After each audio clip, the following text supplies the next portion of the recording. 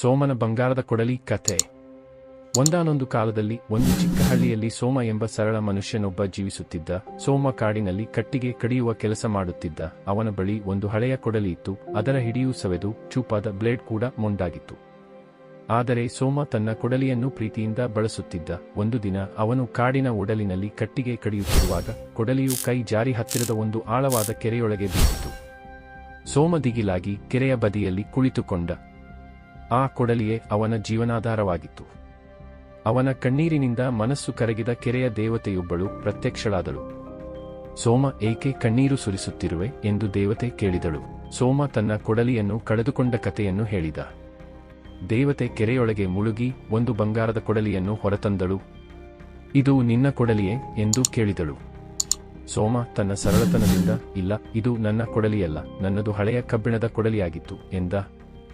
ದೇವತೆ ಮತ್ತೆ ಮುಳುಗಿ ಈಗ ಒಂದು ಬೆಳ್ಳಿಯ ಕೊಡಲಿಯನ್ನು ತಂದಳು. ಇದೇನಾ ಎಂದು ಕೇಳಿದಾಗ ಸೋಮ ಮತ್ತೆ ತನ್ನ ಸತ್ಯವನ್ನೇ ಹೇಳಿದ, ಇಲ್ಲ, ನನ್ನದು ಸಾಮಾನ್ಯ ಕೊಡಲಿ.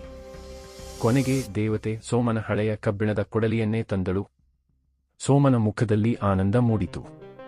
ಹೌದು, ಇದೇ ನನ್ನ ಕೊಡಲಿ ಎಂದ. ದೇವತೆ ಸೋಮನ ಸತ್ಯವಾದಿತನಕ್ಕೆ ಮೆಚ್ಚಿದಳು. ನಿನ್ನ ಪ್ರಾಮಾಣಿಕತೆಗೆ ನಾನು ಸಂತೋಷಪಟ್ಟಿದ್ದೇನೆ. ಈ ಬಂಗಾರದ ಮತ್ತು ಬೆಳ್ಳಿಯ ಕೊಡಲಿಗಳನ್ನು ನಿನಗೆ ಉಡುಗೊರೆಯಾಗಿ ಕೊಡುತ್ತೇನೆ ಎಂದಳು. ಸೋಮ ದೇವತೆಗೆ ಕೃತಜ್ಞತೆ ಸಲ್ಲಿಸಿ 3 ಕೊಡಲಿಗಳೊಂದಿಗೆ ಮನೆಗೆ ಮರಳಿದ. ಸುದ್ದಿ ಹಳ್ಳಿಯಾದ್ಯಂತ ಹರಡಿತು. ಸೋಮನ ಗೆಳೆಯ ರಾಮ ದುರಾಸೆಯಿಂದ ಕಣ್ಣು ಕುಕ್ಕಿದ. ರಾಮ ಕೂಡ ತನ್ನ ಕೊಡಲಿಯನ್ನು ಕೆರೆಗೆ ಎಸೆದ. ದೇವತೆ ಪ್ರತ್ಯಕ್ಷಳಾದಾಗ ರಾಮ ಕಾಯ್ದೆ ಬಂಗಾರದ ಕೊಡಲಿಯನ್ನೇ ತನ್ನದೆಂದು ಸುಳ್ಳು ಹೇಳಿದ. ಆದರೆ ದೇವತೆಗೆ ರಾಮನ ದುರಾಸೆ ಗೊತ್ತಿತ್ತು. ನೀನು ಸತ್ಯವನ್ನು ಹೇಳಲಿಲ್ಲ ಎಂದು ದೇವತೆ ಕೋಪಗೊಂಡು ರಾಮನ ಕೊಡಲಿಯನ್ನು ಮರಳಿಸದೆ ಅಂತರ್ಧಾನವಾದಳು. ರಾಮ ಖಾಲಿ ಕೈಯಿಂದ ಮನೆಗೆ ಮರಳಿದ. ನೀತಿ, ಸತ್ಯ ಮತ್ತು ಪ್ರಾಮಾಣಿಕತೆ ಯಾವಾಗಲೂ ಒಳ್ಳೆಯ ಫಲವನ್ನು ಕೊಡುತ್ತದೆ.